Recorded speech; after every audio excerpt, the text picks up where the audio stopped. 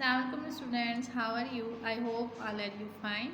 I am your teacher Ms. Bushra and today we start our math lecture with unit number 11 exercise 11.1. So open your books. Open your book on page number 286. Here is the exercise 11.1 starting.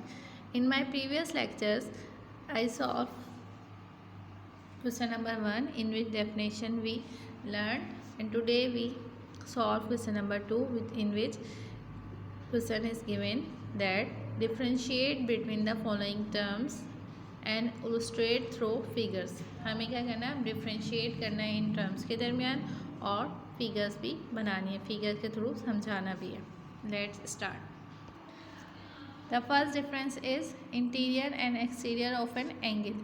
पहला difference हमारे पास जो given है वो interior और exterior angle का हमें बताना है.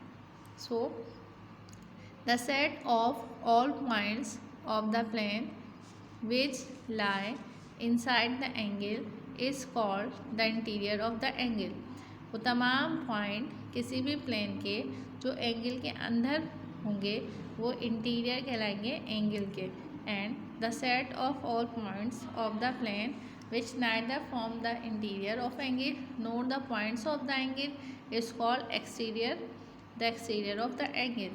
और वो तमाम पॉइंट जो ना प्लेन पर मौजूद होंगे ना ही एंगल के इंटीरियर में होंगे वो तमाम के तमाम पॉइंट क्या कहलाएंगे, एक्सटीरियर, और हम उनको कहेंगे एक्सटीरियर ऑफ द एंगल.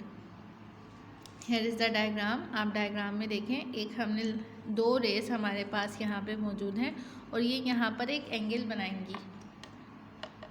यहाँ पर इस लाइन के साथ ये एंगल बनाएंगी. जब ये यहाँ एंगल बनाएंगी तो अब ये जगह जो मौजूद है ये एंगल के पास है, तो यहाँ पे जो पॉइंट लाई करेंगे वो इंटीरियर ऑफ द एंगल कहलाएंगे. जैसे कि यहाँ पर ए है, ये इंटीरियर ऑफ द एंगल है. बाकी तमाम पॉइंट जैसे कि बी, सी, ये यहाँ पे ये तमाम के तमाम पॉइंट क्या कहलाएंगे, एक्सटीरियर ऑफ द एंगल कहलाएंगे. एंगल कौन सा बन रहा है, पी क्यू आर. तो बी भी एक्सटीरियर है, ये भी जगह एक्सटीरियर है, ये भी जगह एक्सटीरियर. सिर्फ कौन सी जगह इंटीरियर है, ये इंटीरियर है, ये इंटीरियर ऑफ द एंगल कहलाएगा. Now come to the second definition, collinear and non collinear points. What is the difference in between them? The difference is that the points that lie on the same line are said to be collinear points.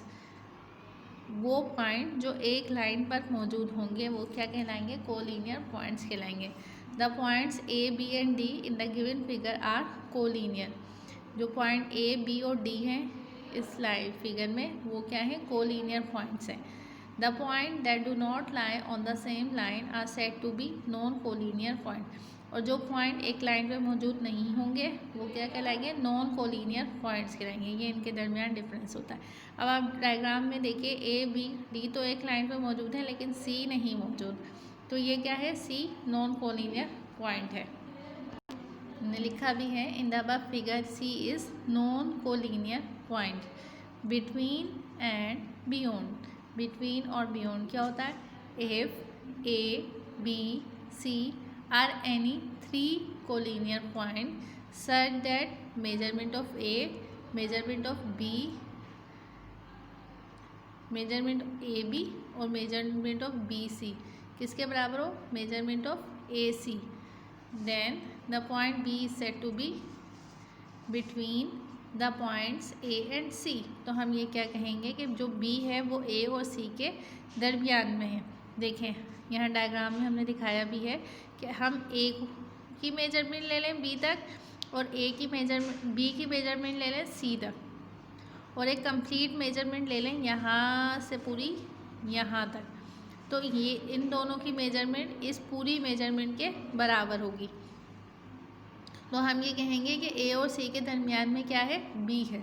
The point C is said to be beyond the point B on A B.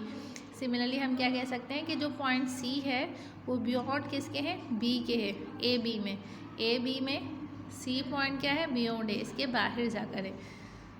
Similarly the point A is beyond the point B on B C. और इसी तरह अगर हम सी से देखें तो ए point क्या है, बियॉन्ड है बी के, सी पॉइंट भी बियॉन्ड है और ए पॉइंट भी बियॉन्ड है बी से। बी बिटवीन में है और ए और बी पॉइंट क्या है, बियॉन्ड द पॉइंट से। I hope all you understand these 3 differences. I will continue my lecture in my another video. Till then, Allah Hafiz.